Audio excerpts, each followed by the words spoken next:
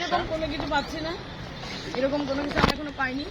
যাদের আসামি ধরা হচ্ছে বা ধরা হয়েছে, তাদেরকে এখনো ধরার পরিকল্পনা চলছে, তাদেরকে আমি ধরতে বলেছি এবং আমি সহযোগিতা চাচ্ছি তাদের ধরুক, তাহলে অবশ্যই কোনো না কোনো কিছু বেরিয়ে আসে। ব্যবসায়িক ক্ষেত্রে কারোর সঙ্গে আসলে রিসেন্টলি কোনো ঝামেলা? আমি কোনো কিছুই জানি না, আমি জানলে আমি তো তাহলে জেনেই থাকতাম।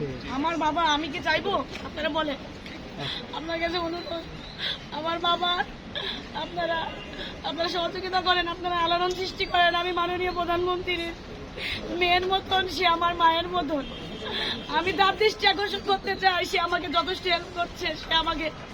সে আমাকে মায়ের মতন করেই বলছে যে তুমি চিন্তা করো না। আমাকে সে প্রথম দিন তার সাথে আমার রবিবারে রাত 9টায় একুশে কথা হয়, যেদিন আমার বাবার আর মিসিং এর কথা।